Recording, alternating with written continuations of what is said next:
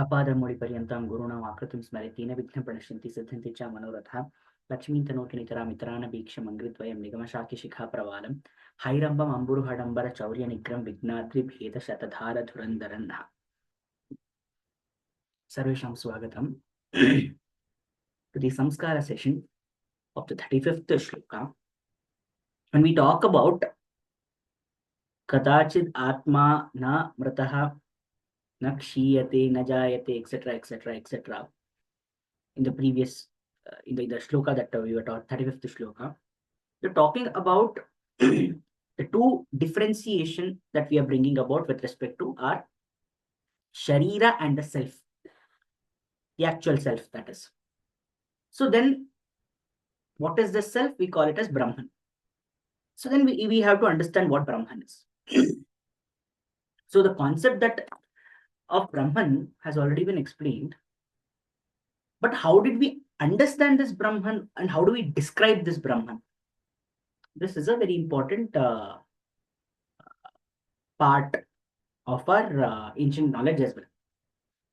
So we describe this Brahman as a state of Sat Chit Ananda. All of them are combined together. They are actually one word. But the three aspects that we are looking at is Sat, Chit and Ananda. And three of them have different meanings separately. Together, they contribute to a certain expansion of the state of Brahman. That person who experiences Brahman has been able to define it in this way. So what is this Sat, Chit and Ananda? Separately, first, Sat is the true. It is the existence, the true existence. Here, we are not talking about our reality. We are talking about what is the true reality.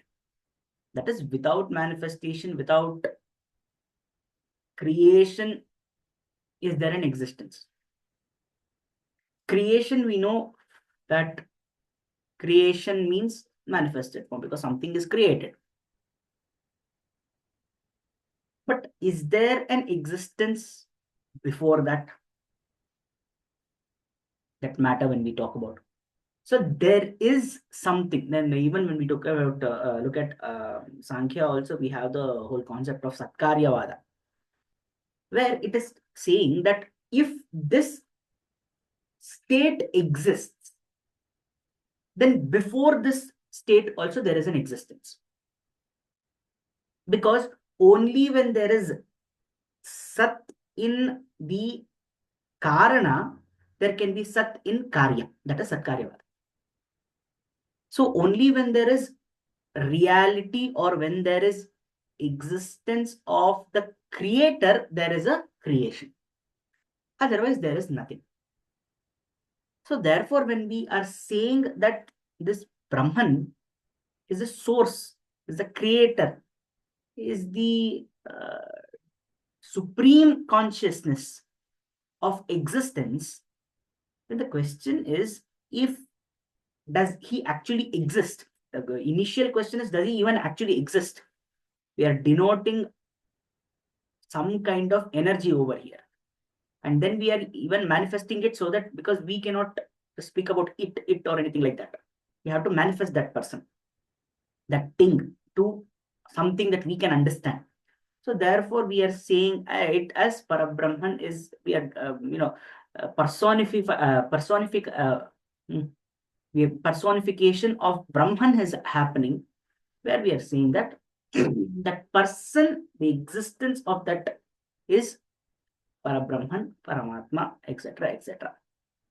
How do we know that exists? Because this world exists. So when we say there is this, the reality, what we are seeing is in true existence, then the person who has created this is also in true existence. Now the question is, why should this be created? Why couldn't this just have been an accident? frankly speaking, there are too many variables involved to say that this was an accident. The whole creation is an accident, claiming such a thing. It's not possible if there are so many variations. Like, for example, there are so many noise about going to Mars, you know, having a human civilization on Mars, etc., etc. See, not to be scientifically invalid or trying to put down others who think that that is possible, but the appreciation that should be given for Earth for its nature of supporting life is missing. Everybody is thinking, oh, let's go to Mars. Mars has one third the atmosphere of that of Earth. So the gravitational energy is also very less. And then there are iron oxide, there are minerals, there are traces of, now they're saying there is water on Mars, etc., etc. What are all these things? What are the qualifications that we are taking for Mars that life can exist over there? That atmosphere must be there, water must be there, there should be minerals, etc. Because humans also have iron in their body, so minerals, uh, and then what else? All these things, whatever we are saying, how do we know that these things support life? Because it supports life here on Earth. So when we are separating the elements and we are going to reassemble it on Mars, we are forgetting the most important quality, important factor, Earth itself. The perfect proportion of these things together has resulted in a life. How can that have the same quality, or how can it result in the same thing if it is if Earth is missing from the equation? Very recently, uh, there was a scientific video about how the ultraviolet rays of the sun is deflected due to Earth's magnetic pole, because we cannot sustain it. And there are, over the years, over thousands, millions of years, the way Earth has evolved is that it can change for every thousands of years. It can change its polarity also. Despite all these things, it is able to deflect these kind of radiation so that we do not get affected by it. So the equation here is not just about what sustains life. Doesn't mean that, oh, we need water, we need oxygen, we need to grow food. For that food, we need again oxygen, we need soil, we need fertility for that soil. We are thinking like this. So therefore, when we are thinking about having a human civilization on Mars, we are saying, all right, maybe we can increase the gravitational pull through certain kinds of suits. Maybe we can start growing things over there if we create a, you know, terrestrial like atmosphere, like whatever is there on the Earth, etc., etc. If we can, cultivate food over there, then humans can go settle over there. But what are we actually forgetting? The one that contains all these qualities is Earth.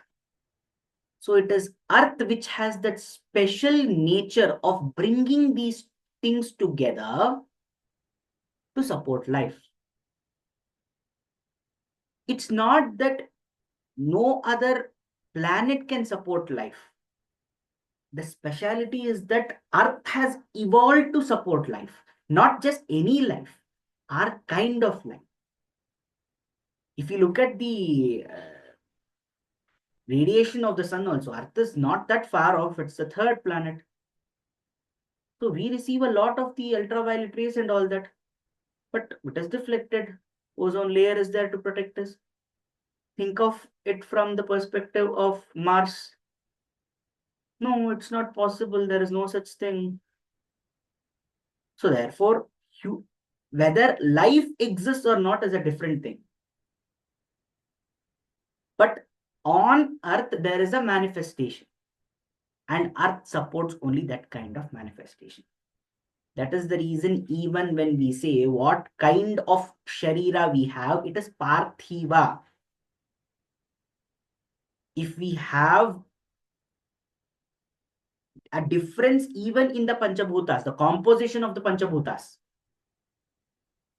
let us say we have more of Agni Tattva, then we will exist in Aditya Loka. If we have more of water, like in one of the in Interstellar, when they reach a different planet, a planet which is filled with water, there are humans. There are no humans over there, but there are akritis which are nothing but created out of water. So if we have that kind of sharira, we will exist in Varuna Loka. The reason why we are existing in Bhuloka is because Bhumi is supporting us. So understanding or thinking about going to another planet is just not, it is an ignorant mind saying that we are not going to understand why Earth is able to support us, but we will relocate. How is that even possible? So when we talk about this Sat, it is that essence that makes something eternal. The existence, how do we know that existence, that there is some existence before creation also, because of this Sat. So it is the truth. Satya is truth. So it is derived from this. So that is Nitya, that cannot be changed. The reason why creation came to be is because something before that supported that creation. Otherwise, creation would not have happened.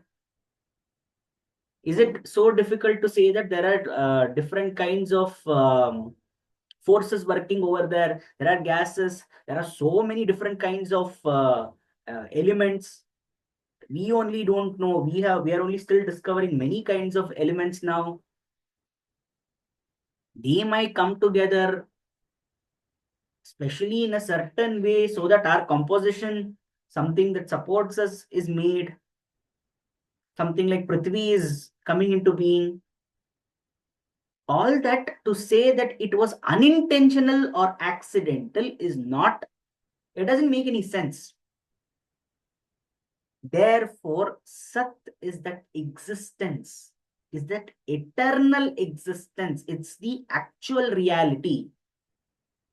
That yes, there is an intentional creation. What we are seeing, this existence is intentional.